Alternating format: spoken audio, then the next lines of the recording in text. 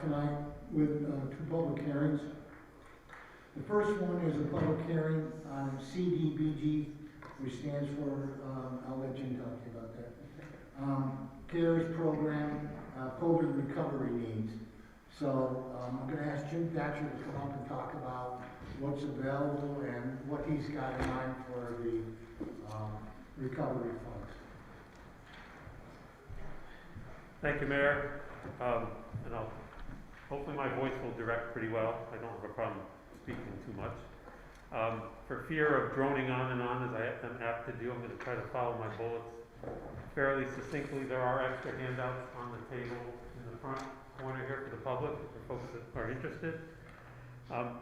As most of the council knows, and the mayor and mayor-elect, the city last year received about $451,000 from HUD in Washington of CARES Act money. This was that first COVID relief bill passed by Congress in March 2020.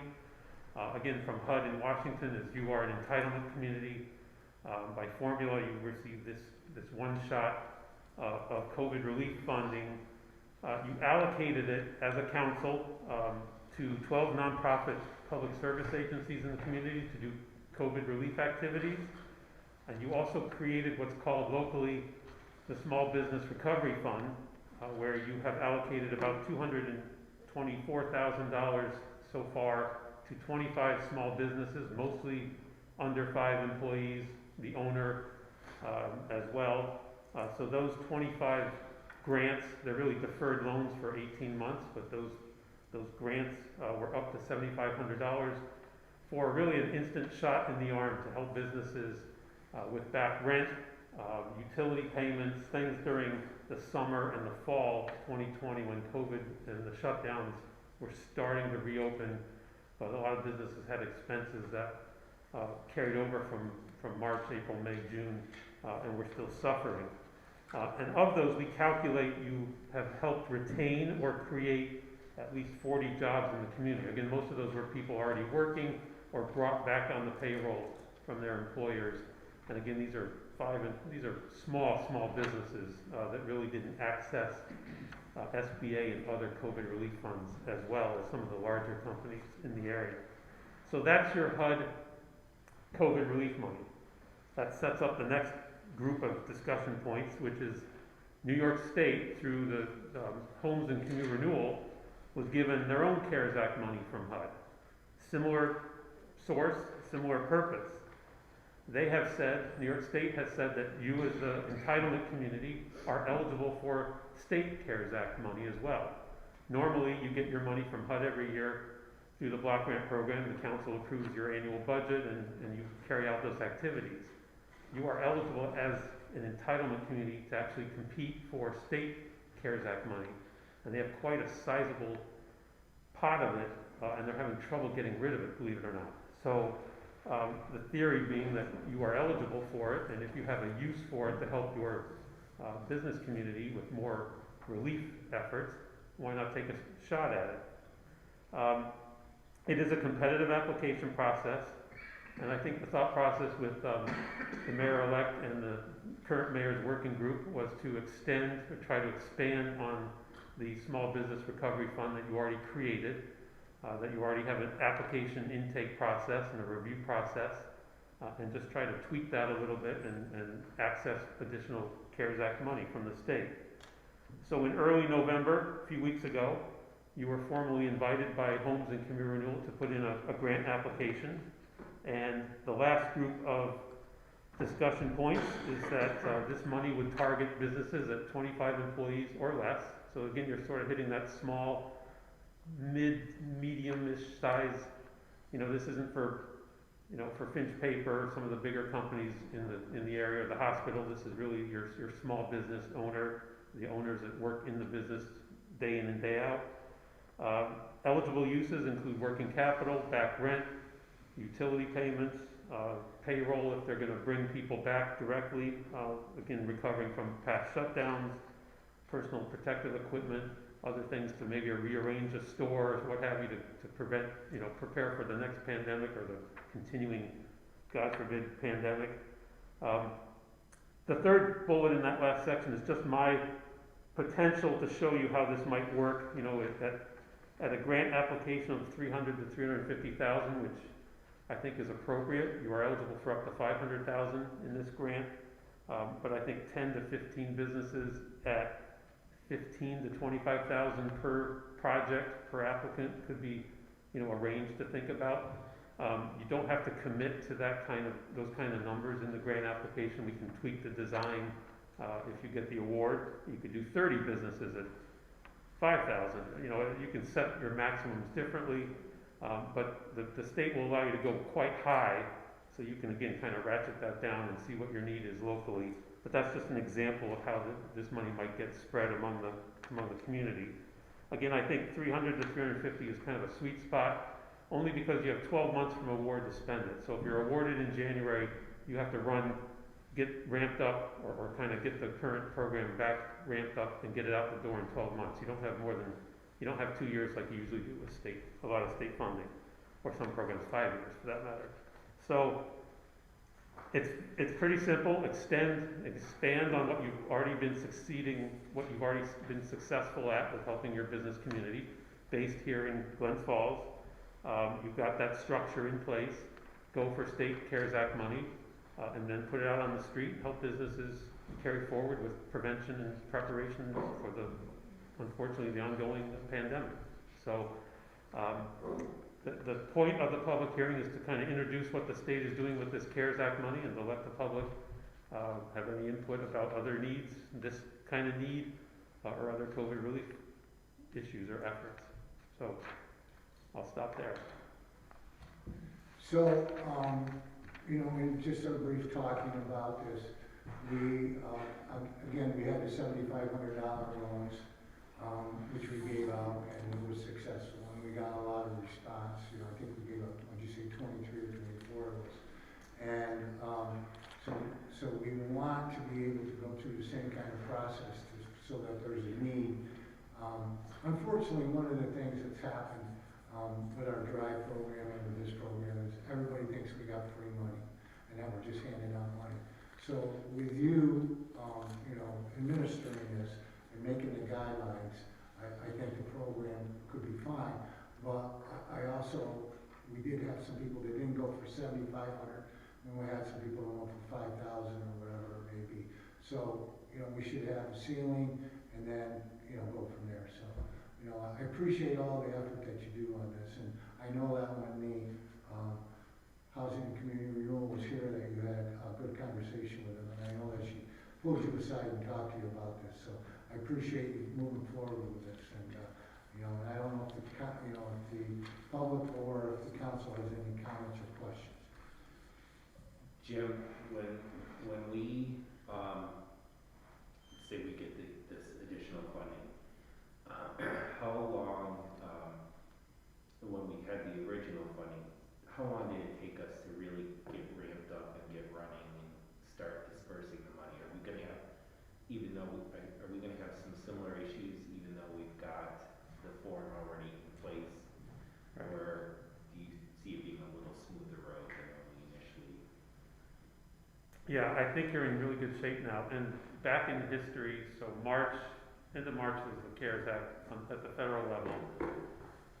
There was a draft of that Small Business Recovery Fund here that Ed Bartholomew put together in June, and he solicited, I think, 7 or 8 applications. Tragedy unfolded in July. Nothing happened with those 7 or 8, obviously, but he had laid the framework that we could run with. So I think your first approvals, and the LDC actually created a 3-person review committee. And I think the first were in September. We were pretty fast off the block. So we shouldn't have any issues getting this funding. We know what this looks like now. Right. Yeah. Okay, great, thanks. One more for you, Jim.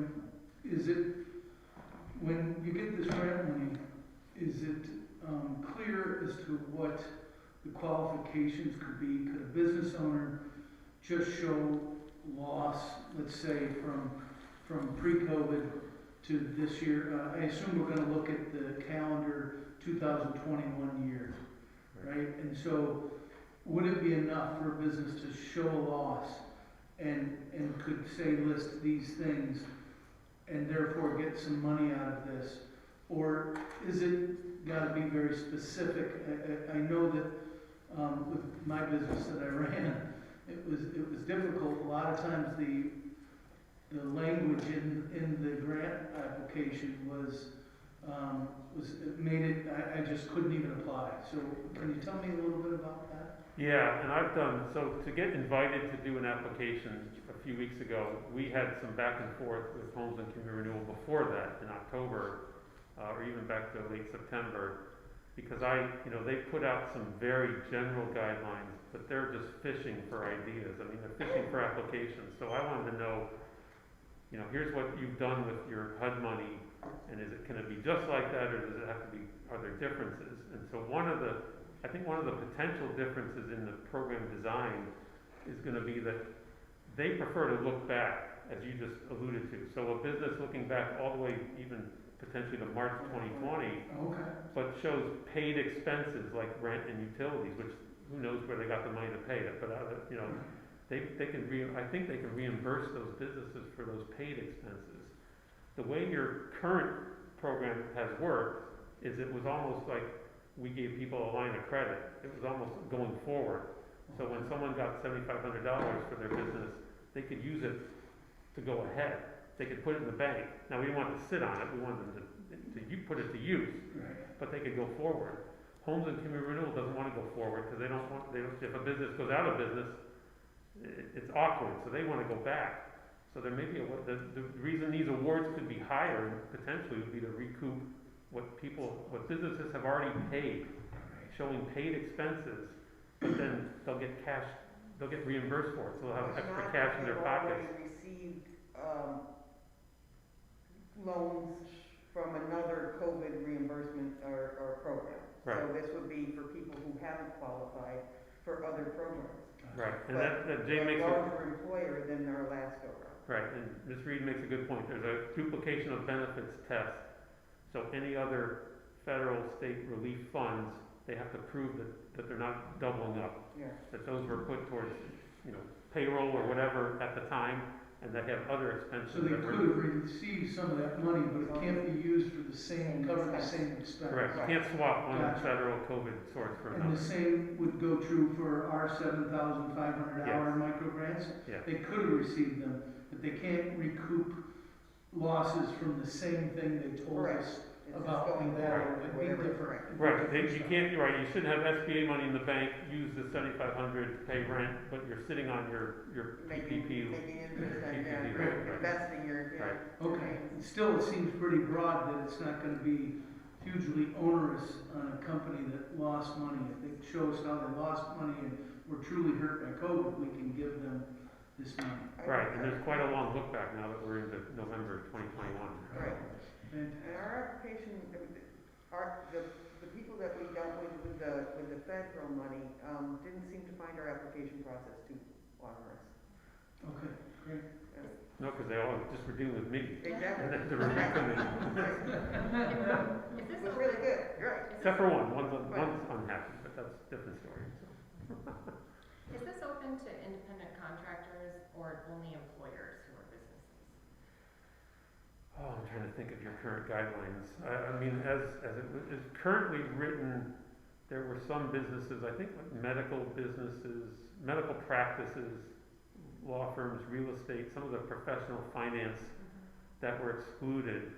But I think that was because the feeling was that the need wasn't there, like a retail or a business that really was truly shut down. So we may be able to look at that mix and see what this iteration of funds could or could not cover, what kinds of businesses. So that's a bit of an open question. I'm not able to give you a finite answer, but I know you have some discretion at that locally. Okay. Are there any other questions? Okay, Jim, I think, thank you. Appreciate all that you do for the city. And is there any questions from the public? Okay, so I will close the public hearing on the CDBG CARES program. And I'll open a public hearing on the 2022 general fund budget. The budget has been out for some time now. Does anybody from the council, I know that you guys worked on it, and had your meetings. Is there anything any of you would like to mention about the budget? Just appreciate the work that you and the mayor's assistant and all the department heads did on it. They, in the meetings, they all went very well. It was a great process, and thank you. Great.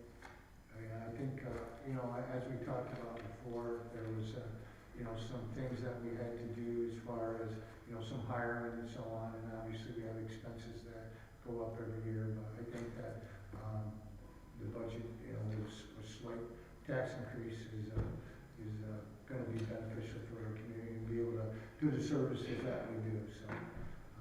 Is there anyone from the public that would like to make a comment about the proposed 2022 general fund budget? Okay, seeing that there's none, we do have a public hearing that is open now, and that is on the property that we have for rezoning on the, which was called 38 Rose Street. We did not receive any comments to the clerk's office, so none of us, unless some of the council members had, gotten any comments. So I'll just ask you guys if you've heard anything or if you have any comments on this, and if not, I will close that one. I haven't heard anything, Mayor, but I just want to talk about parking on the Rose Street. I know you and I spoke about it. Yep. I'd like to have, I guess, limited parking maybe on the west side of the Rose Street, if that makes sense. So I will ask Hudson Headwaters, and in your rendering, you show no parking on the Rose Street. There is an entrance from the Rose onto the property, but you have no plans to have any kind of parking on the Rose Street. Is that correct?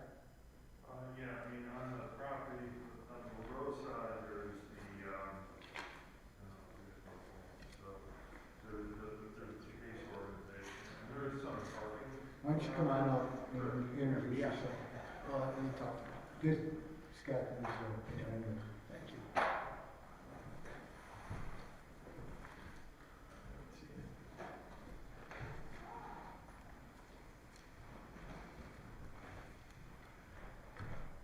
So so everybody can see this. So there is parking, here's La Rose. Yep, And there is parking here. I'm talking the street Oh, itself. no. On the street. No. Yeah, I just don't want there to be a parking problem. We had a gentleman last week talk about how tough it is to get through there with sporting events that had gone on there. Yeah. And I don't want to have that problem on a daily basis. Yeah, and I mean, we didn't plan to use that Yep. at all. In fact, when we eliminated the pharmacies, which is more over this Yep. side, we used that for green and parking, additional parking. So we didn't take into account the use of the street at all, if that's your question. That's kind of my question, but I just know how busy you guys get, and it's, at some point, people are gonna park there, and it's gonna be a problem. Yeah, what's interesting about this a little bit is that, I mean, this was done on purpose. So the health center side is here, okay? And I'm not saying people won't park over Yeah. here, but predominantly that will be here. Whereas the PACE, that's meant for about 200 patients in total. And Daily, or what's that? daily? No. In fact, it would be probably more like 70 or 80. Okay, And we are responsible for the transport. okay. So, we'll have a few buses, but, so, unless somebody's coming in with family or something like that, this would be very limited actually to use. So the busy side, you're saying, is gonna be the other side. And again, that was done on purpose. Yeah, one of the other things too, when the pharmacy was eliminated, we actually grew the buffer here. It's much bigger now. Cool. It's about 60 or 70 feet of space, green space. So. Okay. So you did modeling about estimating how many patients would come through in Bay Street? Based on our knowledge, yes, like, again, you know, that's. Sure. And, you know, And you're that, providing transportation for several of those, for those clientele. yes, so we have to provide it. So it'll be a bus situation, so there'll be multiple people coming in on the bus. But yeah, and again, the 200 is the kind of the end of the project. Not that that won't happen, but you know, to begin with, you know, it's like, it starts at like 5 for the month and then grows over a period of 5 years. And you have ample parking for staff and users? Yes, Okay. we believe we do. Okay. Now, you know, When you went before the planning board, you didn't take into consideration or utilize any of the on-street parking for your project, none, right? yeah, none. To be honest with you, we won't want people Right, parking out there. Right. I just wanted the council to be clear, you didn't utilize No, any street none. parking whatsoever. for No, your we work to fit it on the It's fully property. contained in the parcels, in the plan that's there. And so Scott, maybe you could make the suggestion to the Board of Public Safety that Yes. we go ahead and limit the parking at least on one side of the street, just to make sure that you don't have that. Well, our concern about that, we would go from one point to another point, not the whole side of the street. Scott and I talked about that because some people want to park in front of their houses or whatever, down You towards want to high penalize school them. or Right. whatever. Exactly. So we would look at a specific area and ask for that. How about just no parking in front of Mr. There are no Individual? parking in front of the street. Sorry, no, let's use high school. No, that's where I park for the Fair enough. We appreciate that, and, Yeah. that was one of the questions that we had. Other than that, I don't Great think we question. have any other questions. So, Thank you. Thank you. So, with that, if there's anyone from the public that has any questions on this project, seeing that there's none, I will close the public hearing on the proposed Hudson Headwaters project on Rose Street. And now I will open the regular meeting, and we'll start that off with a pledge of allegiance, and Mr. Park's going to lead us. I pledge allegiance to the flag of the United States of America, and to the republic for which it stands, one nation, under God, indivisible, with liberty and justice for all.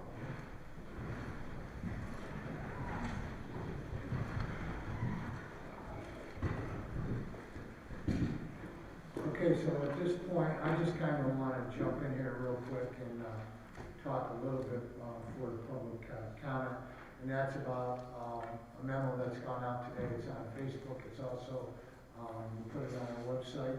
And it has in regards to Glens Hospital, Hudson Headwaters, and Iron Gate Family Practice, that this COVID spike is much worse than any other. I won't go through the whole thing, but it does say the message from these doctors could not be more clear.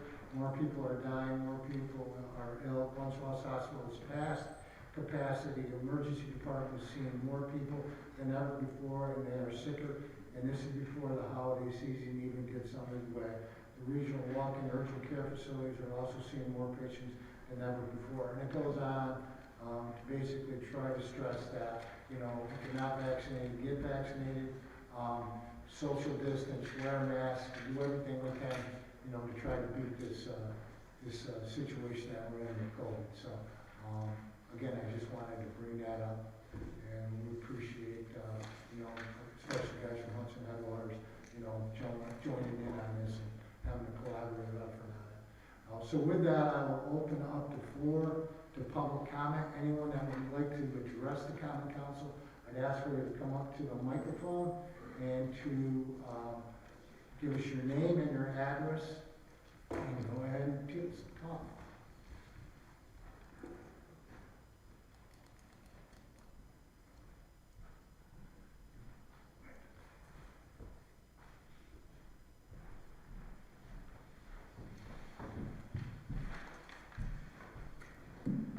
Good evening. My name is Linda Plant. I live on Catherine Street in Glens Falls, First Ward. I'm going to read this tonight. Those of you that have seen me up here in previous meetings, I sort of ad-lib, but I'm going to read a statement tonight. And we have other people that would like to get up and give their opinions on the situation as well. Can everybody hear me? It's a mess. It's been about almost 10 years that Peter Cadan sold his small scrapyard business to Nathan Kelman, owner of N.H. Kelman Scrap Recycling of Cohoes, which is a much larger company than Cadan's Arcone Recycling was. The sale was kept quiet to the public for several years. In August of 2014, the Glens Falls Business Journal ran a story on the transfer. Right here, I'll highlight it. August 2014, Glens Falls Business Journal.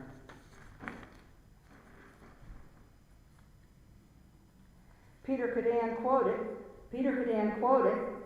"They," meaning Kelman, "have done wonders for the company," meaning his company, of course. So in 2014, East End residents finally realized what had been happening to their neighborhood for the past 2 years. They were outraged and concerned for their safety and decided to go to the city officials for help in closing this place down, such as the former mayor, Jack Diamond, and he is now the first ward supervisor for the Glens Falls. Also the late Ed Bartholomew, who was our Glens Falls economic developer director at the time, and coincidentally uncle of Nathan Kelman. Also many council meetings and public safety meetings, fire department, DEC, police department, and local media we all went to. But then again, the term was local. Nothing has changed, but it's gotten worse. The hundreds of people who live on the streets of Platt, Catherine, Gear, Roger, and Haskell face imminent danger 24/7 from this oversized operation, trying to make the most money they can while operating on this tiny parcel of land right in the middle of our homes and our apartments. Mr. Nathan Kelman's company has ruined our quality of life here. Thanks to the city officials and others okaying this sale, we are being endangered by this toxic place on Gear Street with waterline breaks. You'll see the pictures on the board if you care to look afterwards. Propane gas leaks, picture 2014 in my yard, 4-hour ordeal with NIMO, police, etc. Explosions, rodent infestation from the site in our yards, fires, large trucks going in and out. There's only one way in and there's only one way out, such as the Gallivan Company, NIMS Company, to mention a few. Dangerous debris falling off of vehicles in front of our homes, in our gutters, giving us flat tires. Luckily, nobody has gotten hit with some of these. We brought some of those tonight for you to look at. Fine gray dust inhalation. It covers our homes and our houses as well. Polluted property, such as water and snow runoff into the sewers and the yards from the metal mountain of trash that some of you may have seen, or maybe you try to avoid that area. I don't know about that. Okay, we have extreme ground contamination, especially in the backyards of Platt Street and the back railroad track area. We're not sure who owns that now. Canadian Pacific did, but Kelman wanted to buy it, so we're not sure where we are with that. Some of you may know. This list is only a fraction of the environmental nightmare we are being forced to live with. The city's quality of life codes do not exist here. Pull them out and read them, how we're supposed to be treated like other residents in this city. Glens Falls has been going green and been moving our beautiful city forward in the past few years. This East End area is being left out of the equation, in my opinion, partially because of this scrapyard, which is far from green. It is now time for us and I'm speaking collectively of the neighbors. I know there's only a few here tonight, but in the past there has been 15, 20, and 30 of us, and there's a lot more that are incapacitated or unable to come. It is now time for us to go outside of the bubble we are being forced to live in and accept. Possibly our Governor Kathy Hochul could return to Glens Falls and take a look here to see what is really happening behind closed doors in the First Ward, and to close down this 100-year-old polluted site, possibly a Superfund site as well. It's a tiny site, but it may very well be a Superfund site. And the EPA can certainly come up and check that out. So, when, not if, the next fire or explosion from propane, etc. happens, some of us may be seriously injured or killed. Then, blood will be on the hands of our past and present city and county officials, and also Nathan Kelman, owner of this scrapyard. Thank you. Thank you. And whenever anyone leaves, they're welcome to look at the pictures I have. My pictures encompass from 2014 to the present. We also have other people that are bringing pictures non-stop, all the time, okay? The explosion is the bottom, or the propane leak I talked about in my yard, bottom left. I also have a couple of articles of debris that I found in my gutter, actually a couple days before the fire on November 10th. I'll just show them to you, and then I'll let someone else get up. Okay.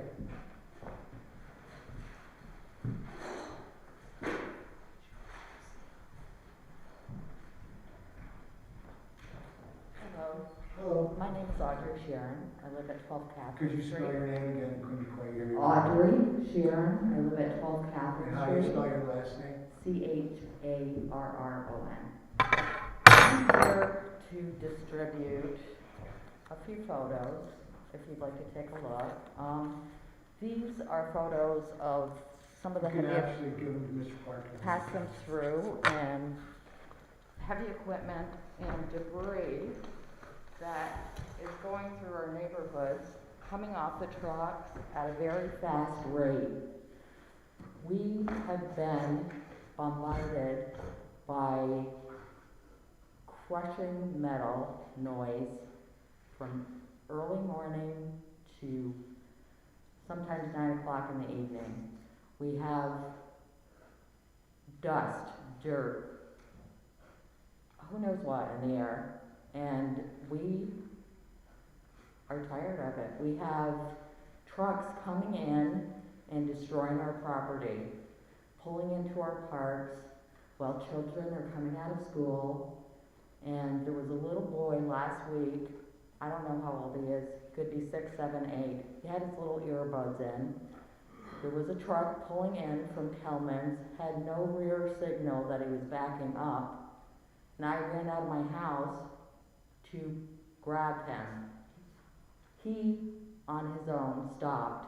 But, I mean, what's going to happen? What's going to happen? These guys are running 7 days a week, 24 hours a day. We hear them at 2 o'clock in the morning.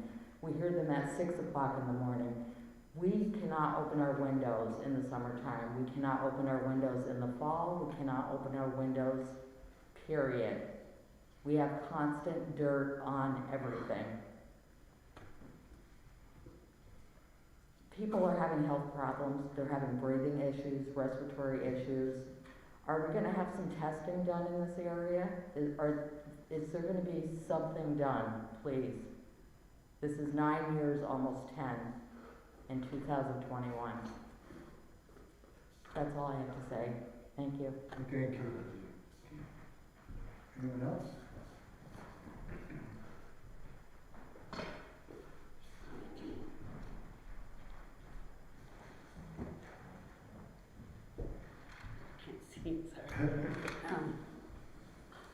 Hi, my name's Tammyculpa, and I live Could you spell your name, please? Caldwell. Okay, and I live kind of in front of it, I live on Roger Street, so I can see Calman's right there, like, probably from here to there. And the place in the last 10 years, like she said, has changed a great deal. I've lived here for 34 years in this home and raised my children there. And it's been a community, right? We have the East Field and always, but you get busy and you work and you don't really know what's going on until you go to your backyard and you want to have a barbecue and all you can smell is oil. It's nasty. This past with the COVID and everybody's home and you're in the backyard, all you can smell is putrid odors. Choke you. You go back in your home. You can't even have a barbecue. This summer was awful. It is consistently getting worse. They have nobody watching them, so they do what they please, right? It seems as such, with no regard to us as a family. And we do pay our taxes and we try to be good citizens as well, right? And why is this happening? They do fly around the corner onto Warren Street, onto, right, it's a stop sign. Where are you going? The debris came right off the vehicle and hit my daughter-in-law's car, brand new. There goes that value. And if you see the piece that's going around, imagine that flying off and hitting someone, a child, a person, going through your windshield. It's very scary. And it's not zoned. We're supposed to be light industry, right? That crane is atrocious. That odor is like something died over there and it's buried in that grease. And they just, every time they heat it up and it gets hot, it's awful. It's just not for a family. I mean, that's my home, that's where I live. I can't enjoy that. And for 10 years, it's just increasingly got worse. And what are our options? What are our options as the people that own the property there and are raising our families? Do we sell our homes that we've lived in? Is that where it's at? And what kind of value are we going to get from that? Because as you can see in those pictures, if I have someone come and look and stand on my deck, that's the view they get in the backyard now. I never had that view before. When I bought that home, there were trees, and it was nice. It was a good place. May I ask what happened? And again, what are my rights? What are our rights as homeowners? So let me try to answer it a little bit. So what we were gonna do is, we have had the fire department and the DEC have been down there. There was a recent fire down there. Yes, there was. And we have had brief discussion with Mr. Conlon. We'd like to schedule another meeting, which we will do with DEC, our fire department, our buildings and codes, and Mr. Conlon. And hopefully we could, at least give them your thoughts, and we can then, ask you to come back, or at least if we have your addresses, we'll send you a letter. Somehow we'll get a hold of you and let you know if there's anything that we can do and how it's resolved. But we will look into it. Yeah, because that fire, that was scary. That black billowing smoke. And here's the thing, I go over there to ask somebody something. Your city person just got in there, they pulled up, checked and looked up and down, and then they drove away. Yeah. That would be my representative that I would need to talk to. Pulled up, looked down the road, drove away. So you have my word that we'll look into it. And the DEC is doing an investigation as a result of the fire, right? Mayor, we're gonna get results. Yeah, so the DEC is looking into the fire to see if there was any violations. But again, we will, and our fire department is also. So we're on it. We're gonna try to continue to work with them. We've already told them that the pile was way too high, it's not what's acceptable. So we will be working with Mr. Conlon and trying to see what we can do. And again, this is not acceptable for things. We have replaced tires left and right, brand new tires. We all know what that costs. So can we have that? You certainly can. It's not mine. It's not mine. We can have that? You can. Okay. Can I just say this? And can we have the pictures? You want a piece of material? Come down any one of those streets at any time during the end of the day. You'll find enough debris. Okay, so You can have that one, but if you want more. And when the accidents that you say happened to the truck and the car, you said somebody's car got damaged. Yeah, my daughter-in-law's brand new truck, their car. you She call called it her into her car? insurance, but then you gotta pay for it and. No, it's not our point. If you don't report that so that we can have a paper document, it's almost like you would be helping them because you're not creating a paper trail that we can address. So, You see my point? I do see your point, and I kind of, it's kind of hard for the paper trail because you go get your truck, because you gotta go to work, let's get the car fixed and just keep it Even moving. if you decide not to file the insurance, The bill. Just get the bill. yeah, just, look, even if you decided to take care of it yourself, call the police so that we can create a document that says on this date. Does that make sense? Even if you decide. If that's you what I don't need wanna to do, file it. yes, every time we get a flat tire or Every time. something happens, Absolutely. then we will, I guess, make a report. Yep, it helps us to create a case. You It's see my point? expensive, because, you know, you get one car, then they'll tell you, okay, well, you need to replace all, eventually you gotta do all four, because it's all up, But right? you get to decide what you want to replace. That's not what I just want to make sure that you understand what I'm saying. To report it every single time we get Report something of that every nature. single one of them, and especially 2 o'clock in the morning, you got a car that's waking you up, call the Glens Falls Police Department immediately. What, may I ask what their hours are supposed to be? Do they have an hour that they're supposed to be? Because they do. Their diesel engines are starting up at 4 o'clock in the morning. Those Yeah, diesels are there's running a at noise 4 ordinance in a.m. the city of Glens Falls, it's, Trash contract. Only for. So we will look into this and have the answers for you. Yes?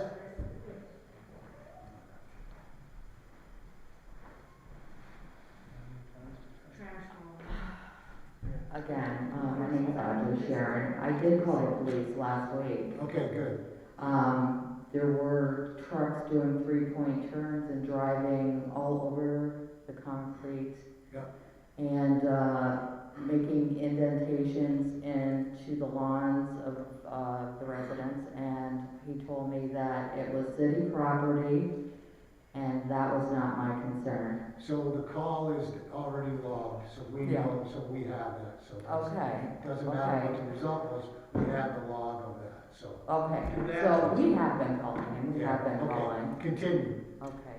Is there a problem with, these folks taking a photo of the box of, I don't have a problem. okay.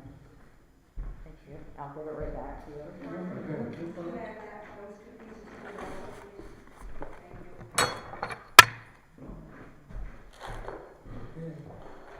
Okay, anyone else that would like to make a comment?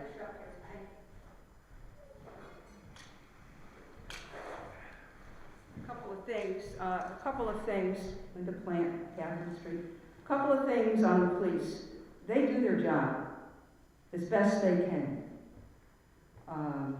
They get quite a few calls to go into Kelman's, and I'm calling it Kelman's because R. Cohen, I know, is registered as R. Cohen's, but it's a ghost name as far as I'm concerned. But anyway, the police are in there all the time. I call them, Audrey's called them, lots of people have called them. Most of the situation is, and this is not faulting anybody, by the time they get there, it's over. So there's nothing for them to see. So Linda, so what we're saying is, if we have a log of those calls, when we go to counties, we can say that this many police calls have been done. We're not saying that the police can actually do anything like Right. that. We can at least say, hey, wait a minute, we're getting this many calls, and it's gotta stop. So, isn't there a log? Can't you go down and look at the police log right now and say, okay, they were to Cohen's 10 times this week?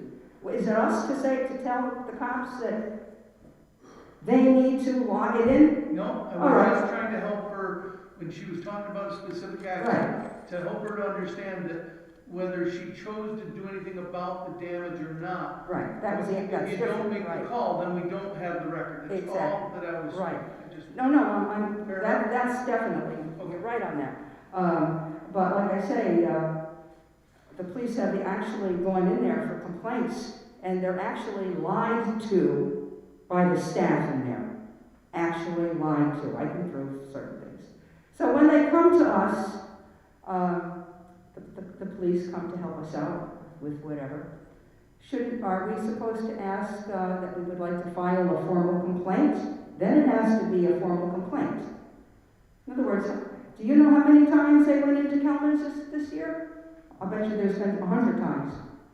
But I don't know that. Somebody should We know. can look it up. Well, don't do it for me, but here's, We will. Okay, we're talking 10 We years have, here. we have the records. perfect, okay. So The main thing that concerns me, of all the stuff are the propane tanks. And I don't mean little Coleman things, I mean the big propane tanks that are being brought in there and brought out. The fire, like I said, my concern is that propane lays close to the ground. There's a family very close. He was going to come tonight, but he didn't. And propane actually seeps into the cellar of his house. Light a match, and there you have it. The house is all in that area. My house is 100 years old. I love it. It's 100 years old. Okay? And a lot of the others are. So on October of 2014, bottom left-hand picture there that on my board, as I said, raking leaves in the yard, I smell heavy, heavy gas. I ran into my house. I smell it in my house. I go down into the cellar and it's stronger. Well, I'm going, what the heck? At the time, we had a company that dug the city up. Dug Catherine Street up. They were working on the lines. We were getting a lot of stuff done there. And I thought maybe the construction crews hit a gas line. First thing I did was call Niagara Mohawk. They said, get out of your house. We'll be there shortly. So I am panicking, and it doesn't take a lot takes a lot to panic me. I think my house is going to blow up. I run to the front, I'm waiting for NIMO and the fire trucks and all, and I said to the foreman standing right about where you are, excuse me, you guys didn't hit a gas line today, did you? They said, no, you're smelling propane. We just saw a truckload of propane tanks going in to the scrapyard a little while ago. Okay, now the fire chief gets here, everybody gets here. They check my house, it's okay. They go into Glens, and at the time, Peter Cadan was still managing. He was still working in there at that time. So I was told, how do I know this? Because 4 hours later, after this ordeal, everybody's in the neighborhood wondering what's going on. Our fire chief came over to tell us. Audrey was there that day, neighbors. They went in and they asked the office if they took anything flammable in recently or whatever. And they were told, gee, we're not sure, we don't know. I'm not too sure. Well, the fire chief or one of the people went over and talked to the crane operator who was in the yard operating all this, and he told him that he accidentally hit a propane tank. So there you go. This was 2014. They were told in the office there was nothing. Was this 2014? This was 2014. Are you aware of that? I wasn't aware. Oh, no. When you were at, yes. So, and I've got the write-up. I've got all the write-up on it as well. So like I say, we understand your concerns. We will get on it, and we will hopefully be able to report back to you. Okay, and hopefully we can get a report from this fire chief as to what really put that fire out, started that fire. It wasn't a lawnmower gasoline. Propane tanks were seen taken out of there by me and another neighbor several days later. A whole flatbed full of 8 or 10 foot high giant propane tanks. This was before DEC got in there. Okay, I'm pretty sure. I know DEC was in there. DEC was right there. Okay. They got there quick. Okay. So, one last closing, relating to the little boy that Audrey was talking about. Yeah. Okay? He's a sweet little thing. He's about that tall, sweetest little boy. He was walking home from school with his grandmother several days after the fire last week. And the grandmother stopped to talk to me, and we were talking about the situation. Little boy's holding her hand. He's not saying a word. 5 minutes goes by. He looks up at me and he says, and there's no birds. That's true. That's a whole other environmental thing with the park. I couldn't believe this little boy said that. Just listening to us, and he just goes, and there's no birds. I said, you got it, buddy. High five. Thank you. Thank you. Is there anyone else that would like to address the common council? Seeing that there's none, we will now go to our committee reports. Ms. Reed. Personnel has met once since we last met. We will be meeting again. Okay. Mr. Campanella. No report. How about you, Mr. Collins? No report. Ms. Palmer? The last time Building and Codes met, we were looking at the law related to exterior lighting. It needs some more work, so we're still kind of working on that. We'll bring it to the council when it's finished. Okay, great. Mr. Edinburgh? I have no report. And Mr. Clark? I have no report. Okay, so now we'll go to our resolutions under voice vote. Resolution approving the minutes of the November 9th, 2021 meeting of the Glens Falls County Council. Number 2 is a resolution approving the October 2021 monthly report of the City Clerk Parking Violations Bureau. So moved. Second. All in favor? Aye. Under the roll call vote, are there any of the resolutions that you would like to pull for further discussion? Number 3 is a resolution adopting the 2022 general fund budget for the city of Glens Falls with the anticipated expenditures of $20,686,070.08 and property tax rate of 13.4912 per $1,000 of assessed valuation and anticipated property tax revenues of $10,711,964. 4 is a resolution authorizing the controller to increase general fund expense line A 78160-4487 refuse expert professional services by $30 and decrease in general fund expense line A 45410-4364 cement services by $30. 5 is a resolution authorizing the controller to increase general fund revenue line A 009999-2630 restitution by $90, increase general fund expense line A231226-4479 seized assets to state by the GFPD for $90. 6 is a resolution authorizing the city to proceed with formal designations and negotiations of contract scope and fee for Craig Manning Engineering for the Webster Avenue Pavement Preservation Project in accordance with the local administrative federal aid LAPA program. 7 is a resolution approving a change to the zoning designation.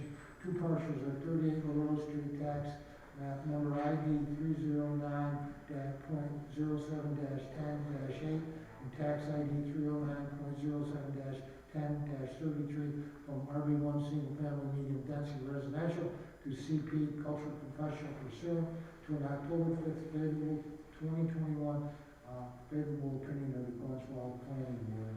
8 is a resolution approving the community development rehabilitation application number 20-24-002 in amount not to exceed $30,000. 9 is a resolution approving community development annual payments of $13,078.95. 10 is a resolution approving the City of Glens Falls health insurance rates for 2022 with active employees staying with Highmark NEY, former Blue Shield of Northeast New York, at 1.5 decrease, retirees continuing in Humana Medicare Advantage with an increase of 5.1 and dental remaining with Empire Blue Cross at 5% increase.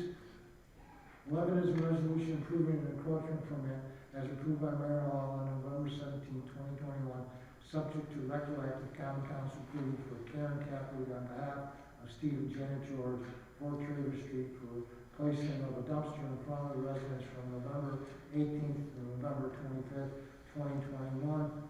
12 is a resolution approving a supplemental agreement with the New York State Department of Transportation, state local agreement for Dix Avenue Preservation Project, PIN number 1760.96, authorizing the implementation and funding in the first instance of 100% of the federal aid state Marshallese program aid eligible cost of a transportation federal aid project and appropriating funds thereof.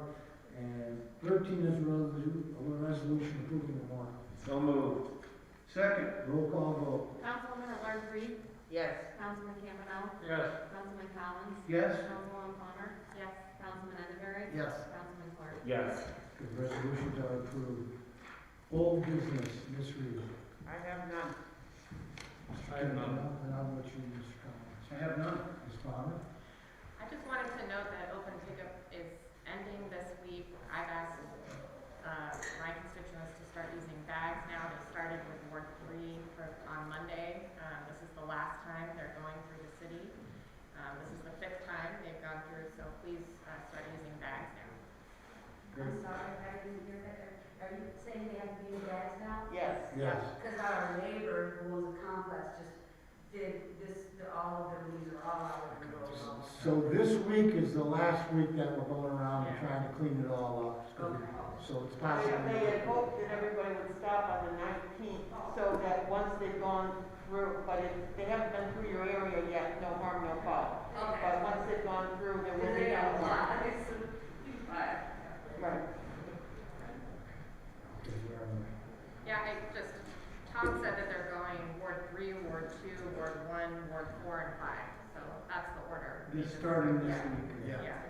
They're in one, They've done 3. I don't know if they've done. They haven't done all of three. Yeah.